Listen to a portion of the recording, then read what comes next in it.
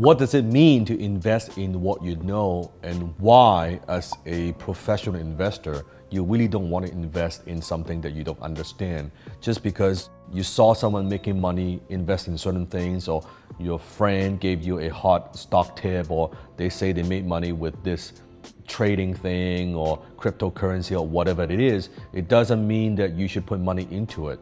You see, very often people invest in something that they don't know or they don't understand is because of one word, and that word is greed. Because they want to get greedy. They think, oh man, I don't want to miss out the opportunity, and so says a good idea, so I'll just put money into it. What you don't understand is, at the end of the day, it's not about a risky investment. It's just like driving a car, right? Driving itself, there is some risk to it, right? Because you have car accidents happening every day, right? Somewhere. But it's not the car that is dangerous, it's the driver, the investor that's dangerous. It has to do with your driving skill. No different than when you're investing, you need investing skill. If you're not so sure what to invest in, it tells me that you lack investing skill and you lack investing knowledge. So why would you invest in something that you don't understand and pray that you will get a good return? It's only people hoping that to get rich quick. It doesn't work that way. It is about investing in something that you know, something that perhaps you're passionate about. That's how you maximize your return as an investor. It's not just buy and hope and pray. No, you know going into it what is going to happen. So not only you should invest in what you know, I personally don't like to invest in things I can't control. When I invest in something, I want certain amount of control, because I know the more control I have over the investment, the higher my return, lower my risk. Example, let's say you buy an index fund where you invest for the long term.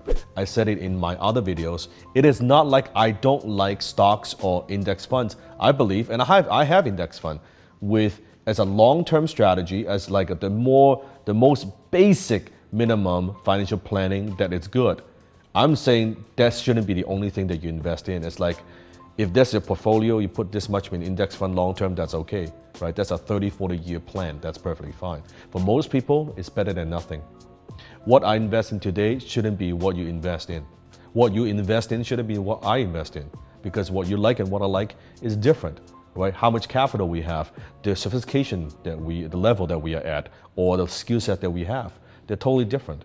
So don't be like, oh, this is what I invest in and that's how you should invest. May not be the case. Someone makes money doing that because they may have certain skill sets that you don't possess. This is why they are able to make that investment work, and you may not be able to make that investment work. For most people, put some money, I'm talking majority of the people who are watching this. Put some money aside, long term, 30, 40 years, it's a decent plan. May not be the only plan that you have, but that's a decent plan. If you want to be, that's passive. But if you want to be more proactive and active investor, then you got to educate yourself. So it's not just investing in something you understand. I believe it's investing in something that I can control. Meaning, I want to have control over the investment. I want to have control over the management of the investment. I want to have control over taxes. I want to have control over my emotion, myself. I want to have control over the entities. I want to have control over how I flow the money, right? The cash flow. Example, if I was to invest in a company, I don't just want to be a passive investor where, okay, here's X amount of dollars, I'll see you in 3 years. I'm a very hands-on, active investor. So if I'm investing in a business, let's say I'm investing in your business, right? I would expect regular report. I would want to have a say in terms of key people that you hire. I want to have a say on the direction of the company. I want to have a say in terms of your marketing campaign. I want to have a say how you're spending money, how you're spending the revenue you're generating. I want to have a say in terms of equity if you're going to bring on additional investors.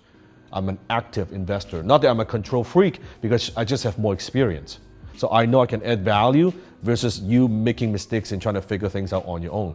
So I'm very hands-on that way versus here's money and then I don't touch it again. So I don't believe in that. So not just invest in something you know now. So in order to do that, you need to know your stuff. So I get these questions a lot on social media. Here's what I suggest. Let's say if you're going to invest in the stock market. That's what you're interested in. You know what you should invest in? Go buy 100 books on stock investing. Spend 10, 20 bucks a book, invest your money in those. Read 100 books before you put a single dollar into any kind of stock. That would be my recommendation. You want to invest in real estate? Go buy 100 books on real estate. Learn that first, and then get someone who is a successful real estate investor to kind of show you the ropes. That's how you minimize your risk, and that's how you maximize your return. Always remember, not all progress is measured by ground gained. Sometimes progress is measured by loss avoided. Think about it.